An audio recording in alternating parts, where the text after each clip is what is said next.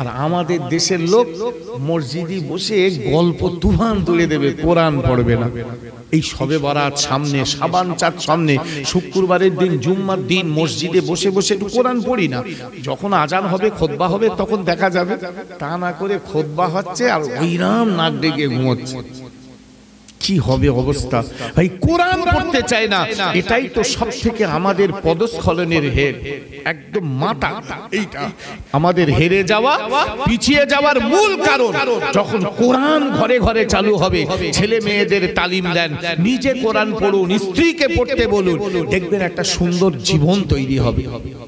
কোরআন শরীফ তাই আল্লাহ বলে দিলেন, ইয়া আইয়ুহাল্লাযীনা আমানু ইজতানিবু কাসীরাম মিনায-যন্নি ইন্না বা'দায-যন্নি ইসমু ওয়া লা তাজাসসু ওয়া লা ইয়াগতাব বা'দুকুম বা'দা আইয়ুহিব্বু আহাদুকুম আন ইয়াকুলা লাহমা আখিহি মাইতান ফাকারিহতুমু। না না না, ও ঈমানওয়ালা, তোমরা যারা ঈমান এনেছো, খবরদার তোমরা যেন মানুষের প্রতি ধারণা করবে না। ইন্না বা'দায-যন্নি ইসমুন, অনেক ধারণা আছে যেগুলো তোমাদের জন্য গুনাহ। ওয়ালা তাজাসসু ওয়ালা ইয়াগতাব বা'দুকুম বা'দা, তোমরা মানুষের ভেতরের দোষ গুণগুলো টেনে টেনে বার করো না। খবরদার মনে রাখো, একে অপরের গীবত গিল্লা করো না। আইয়ুহিব্বু আহাদুকুম আইয়াকুলা লাহমা আখিহি মাইতান ফাকারিহতুমু, তোমরা কি ভালোবাসো তোমার নিজের মরা ভাইয়ের গোশত খেতে? এটা তো তোমরা ভালোবাসো না। অর্থাৎ তোমরা খবরদার এই কাজগুলো করো না। হ্যাঁ, তারপরেও যদি তোমাদের মনে হয় আমরা ভুল করে ফেলেছি, ভাই মানুষ মাত্র ভুল করে। আল্লাহ কোরআন শরীফে বললেন, ওয়াল আসর ইন্নাল ইনসানা লাফি খুসর ইল্লাল্লাযীনা আমানু ওয়া আমিলুস সলিহাত ওয়া তাওয়াসাউ বিল হক ওয়া তাওয়াসাউ বিস সাবর। আল্লাহ আসরের সময়ের কসম করে বললেন, ইন্নাল ইনসানা লাফি খুসর, নিশ্চয়ই মানুষ ক্ষতিগ্রস্তের মধ্যে। ইল্লাল্লাযীনা আমানু, ব্যতিক্রম তো যারা, তারা যারা ঈমান এনেছে, ওয়া আমিলুস সলিহাত, এবং আমালে সলিহ করেছে। ঈমান এনেছে আর আমালে সলে করেছে, তারাই ব্যতিক্রম। তা না হলে মানুষ ধ্বংসের ভিতরে। সূরা আসরের এমন করে তরজমা শানে নুজুলটা আপনি পড়ে দেখুন। তার মানে মানুষ ভুল করে, কিন্তু ভুল করার পরেও আল্লাহ যে আমাদের সুযোগ দিয়েছেন। এই শবে বরাত আপনি মসজিদে যাবেন হয়তো, কিন্তু একবার ভেবেছেন গিয়ে করবেনটা কি? কিচ্ছু তো জানেন না, কিচ্ছু তো জানেন না, জানার চেষ্টাও করেন না। ভাই, একটা নামাজ শিক্ষা কিনে ঘরে রাখলেই অনেক কিছু শেখা হতো, কিন্তু আমাদের সেই সময়টুকুই নেই। অথচ সারাদিন মোবাইল দেখার সময় আছে, 24 ঘন্টা মোবাইল টানছে ঠেলছে, টানছে ঠেলছে, স্ক্রিন টাচ মোবাইল 24 ঘন্টা গরম হয়ে যাচ্ছে। তার বেলা সময় হয়, অথচ নামাজ শিক্ষা খুলে সামনে শবে বরাতে আমার করণীয় কি, এটা পড়ার, দেখার, বোঝার সময় হয় না। কপাল ফাটা মুসলমান। বিশ্বনেতা বিশ্বনবী রাসূলুল্লাহ হাবিবুল্লাহ এমন করে বললেন, ও দুনিয়ার মানুষ শোনো, একবার মনে রেখে দাও, তুমি যে শবে বরাতে আল্লাহর কাছে কাঁদবে, তুমি যে ওই পবিত্র বরকতের রাতে, ভাগ্যপূর্ণ রজনীতে তোমার তকদীরকে তুমি পরিবর্তন করে নিতে চাইবে, তবে কিভাবে যাবে? আল্লাহ কোরআনে বললেন, ওয়ালাউ আন্নাহুম ইয যালামু আনফুসাহুম জাউকা ফাস্তাগফিরুল্লাহ ওয়াস্তাগফারা লাহুমুর রাসূল লাওয়াজাদুল্লাহা তাওয়াবার রহিমা। আমার আল্লাহ বলেন, বান্দারে, যদি তোমার মনে হয় আমি ভুল করে ফেলেছি, আমি অন্যায় করে ফেলেছি, আমি অপরাধ করে ফেলেছি, জাউকা ফাস্তাগফিরুল্লাহ, তুমি ফিরে এসে আল্লাহর কাছে ক্ষমা চাও, ওয়াস্তাগফারা লাহুমুর রাসূল, আর নবী যদি তোমার হয়ে ক্ষমা চায়, লাওয়াজাদুল্লাহা, তুমি আল্লাহকে পেয়ে যাবে তাওয়াবার রহিমা, তওবা কবুলকারী এবং অনুগ্রহকারী হিসাবে। আল্লাহ বলে দিলেন, তোমার কি মনে হচ্ছে আমি অন্যায় করেছি? তোমার কি মনে হচ্ছে আমি পাপ করেছি? ওয়ালাউ আন্নাহুম ইয যালামু আনফুসাহুম, যদি, ওয়ালাউ এখানে লাউ শব্দ দিয়ে আল্লাহ বুঝিয়েছেন যদি তোমার মনে হয়। ভাই, সবাই কি পাপ করে? অনেক আল্লাহর নেক বান্দা আছে, তাদের অনেক সতর্কতা নিয়ে জীবনযাপন করে, অত সহজে তাদের ভুল হয় না। কদাচিৎ যদি ভ্রমবশত মানে বেকায়দায় কিছু হয়, আবার অনেক মানুষ আছে যাদের বেকায়দায় দুটো একটা ভালো হয়, আমরা তো সব পাপ। কিন্তু ওই মানুষগুলোর জন্য বলা হয়েছে যদি তোমার মনে হয় আমি ভুল করেছি, বিশ্বাস করুন কোরআন বলছে ওয়ালাউ আন্নাহুম ইযি যালামু, যদি তোমার মনে হয় যে আমি আমার নফসের উপরে জুলুম করেছি। এই জুলুম শব্দের ব্যাখ্যা করতে গিয়ে হাদিসে এসেছে জুলুম কাকে বলে। জুলুমের ব্যাখ্যা করেছে ওয়াজউশাই আলা গায়রি মাহাল্লিহি, যে জিনিস যেখানে রাখার দরকার সেখান থেকে অন্য জায়গায় রাখার নাম হলো জুলুম। এই ব্যাখ্যাটা এসেছে, যেমন অনেকেই বলে আদম নবী একটা গোনা করে ফেলেছিল, নাউজুবিল্লাহ। নবীদের কোনো গোনা হয় না। এখানে নবী ভাই গোনা শব্দের মানে হলো, গোনা শব্দের আরবি হলো জুনুব, ওয়ালা ইয়াগফিরু যুনুবা। এই যুনুব শব্দের মানে হলো গোনা বা পাপ। আর আদম নবী আল্লাহর কাছে কি বলেছিলেন? রব্বানা যালামনা, রব্বানা যুনুবানা বলেননি। তার মানে আদম নবী এরকম করে বলেননি যে আল্লাহ আমরা স্বামী স্ত্রী দুজনা গোনা করে ফেলেছি। তিনি বলেছিলেন নফসের উপরে জুলুম করে ফেলেছি। এই জুলুম কাকে বলে এটাকে ব্যাখ্যা করতে গিয়ে উসুলে শাসি বলে একটা কায়দার বই আছে, তার ভিতরে লিখেছে ওয়াজউশাই আলা গায়রি মাহাল্লিহি, জুলুম তো তাকে বলে যে জিনিস যেখানে রাখার দরকার সেখান থেকে অন্য জায়গায় রাখা, এর নাম হলো জুলুম। অর্থাৎ আদম নবী গুনাহ করেছে, এই শব্দটা নবীর জন্য ব্যবহার করা যাবে না, হারগিজ না। কারণ আদম নবী আল্লাহর কাছে বলেছিলেন রব্বানা যালামনা, তিনি বলেননি যে রব্বানা যুনুবানা।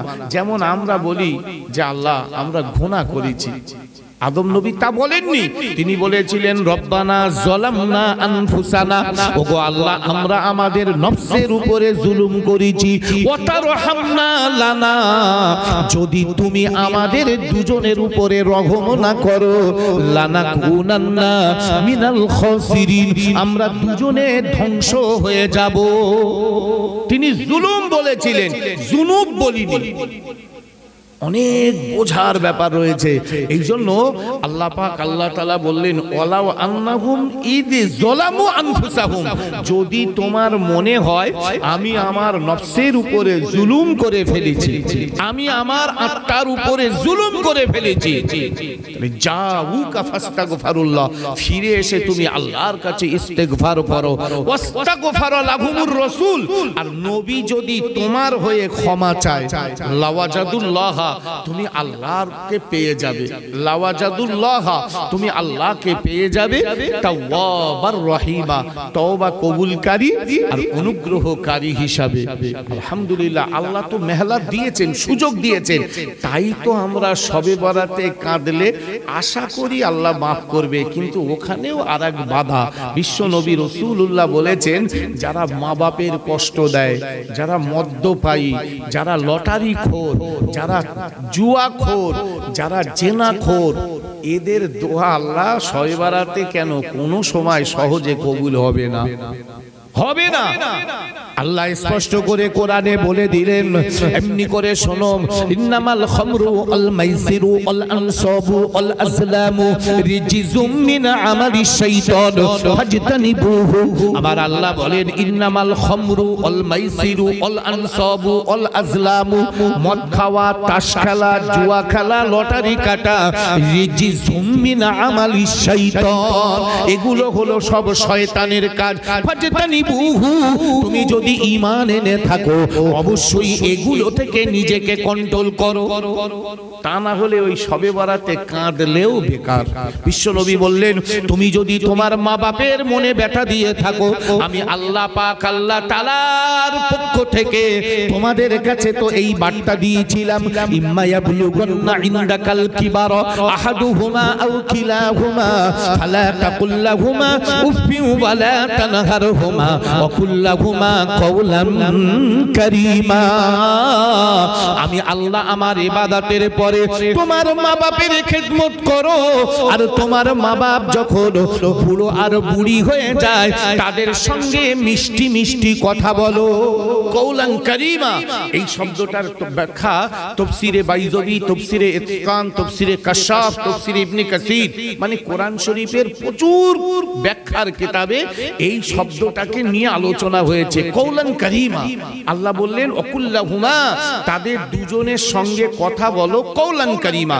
এই কওলান কারীমা মানে এমন কথা যাতে তাদের মনটা শান্তি হয়। ভাই, মারে মা বললে মিটে যায়, মাকে মা বলাই স্বাভাবিক, কিন্তু কোন ছেলে যদি বাড়ি করে ও মা মাগো মা, ও মা মাগো, ভাই এইরকম করে বললি মা কি করবে বলেন দিন? হাউ মাউ করে এসে জড়িয়ে ধরবে। একটু তো কি হয় মা শব্দ, কিন্তু এখানে বলার গুণে মার মনটা কলিজাটা যেন আটকে উঠেছে।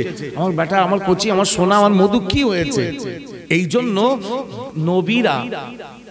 নবীরা হযরতে নবী ইসমাঈল আলাইহিস সালামকে জবাই করতে যাওয়া হয়েছিল। হযরতে নবী নূহ আলাইহিস সালাম তার ছেলেকে পানিতে ডুবে যাওয়ার হাত থেকে বাঁচাতে চেয়েছিল। বারবার সেখানে সরফে সগীর অর্থাৎ এমন একটা শব্দ ব্যবহার করে, ইবনুন মানে ছেলে, কিন্তু নবী ইব্রাহিমও বলেছিল ইয়া বুনাইয়া, ইয়া বুনাইয়া। বুনাইয়া মানে এখানে আদরের ডাক, মোহাব্বতের ডাক। ইয়া বুনাইয়া ইরকাম মা'ানা ওয়ালা তাকুম মা'আল কাফিরিন, হে আমার প্রিয় সন্তান, তুমি আমার কিস্তিতে ঠেলে ওঠো, তুমি আর কাফের বেঈমানদের দলভুক্ত হয়ে থেকো না, তুমি আর কাফের বেঈমানদের দলভুক্ত হয়ে থেকো না। আবার নবী ইব্রাহিমকে বলেছিলেন ইয়া বুনাইয়া ইন্নী আরা ফিল মানাম, হে আমার প্রিয় সন্তান, আমি রাতের বেলা ঘুমের মধ্যে স্বপ্নের ভিতরে দেখেছি। এখানে সব ইয়া বুনাইয়া এসেছে। তো ভাইজান, সেই জন্য বলবো কোরআন পড়তে হবে, কোরআন পড়তে হবে, কোরআন শুনতে হবে, তবে একটা সুন্দর ইসলামিক জীবন তৈরি হবে। তা না হলে ভাই ভালো হবে না। আসুন নবী শানে একটু সালাত ও সালাম পড়ি ইয়া নবী।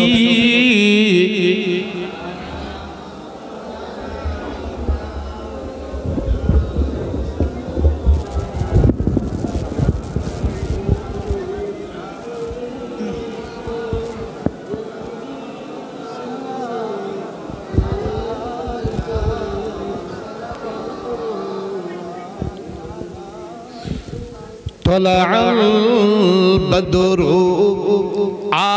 علينا من ثنية الوداع وجب الشكر علينا ما دعا لله داعي يا نبي سلام يا رسول سلام يا حبيب سلام عليك صلوات يا رحمة للعالمين তুমি যে নূরের রবি নিখিলের ধ্যানের ছবি, তুমি না এলে দুনিয়ায় আধারে ডুবি তো সবই ইয়া নবী সালামুন ইয়া রাসূল সালামুন ইয়া হাবিবি সালামুন আলাইকা সালাওয়াত। নবীজির আব্বা আব্দুল্লাহ, নবীজির আম্মা আমিনা, নবীজির হালিমা আমার নবীজির রওজা মদিনা ইয়া নবী সালামুন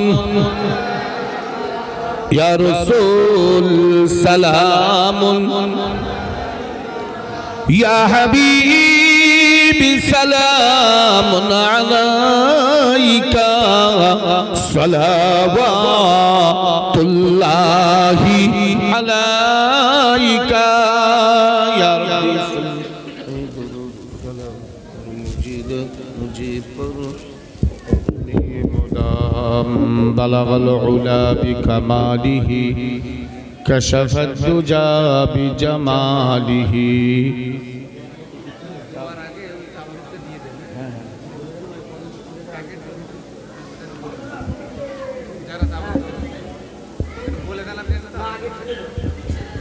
আলহামদুলিল্লাহ। এই আমরা সবাই চুপ থাকি, কমিটির ভাইদেরকে বলবো তাবারুকটা দিয়ে দেন, তাবারুকটা সবাইকে দিয়ে দেন, তাবারুক পৌঁছে যাক। আমরা কথা না বলে আমরা একটু ধৈর্য ধরি, তাবারুক দেওয়ার পরে আখিরি দোয়া হবে ইনশাআল্লাহ। এই একটু ধৈর্য ধরি, একটু আমরা ধৈর্য ধরি, কথা কম বলি, এটা পবিত্র ঘর, আমরা এখানে অযথা কথা বলবো না ইনশাআল্লাহ। আল্লাহকে ভয় করি ভাই। যারা কমিটির দায়িত্বে রয়েছেন তারা আপনাদের কাছে, প্রত্যেকের কাছে তাবারুক পৌঁছে দেবে ইনশাআল্লাহ। সকলে বিসমিল্লাহর সঙ্গে সূরা ফাতিহা 3 বার, সূরা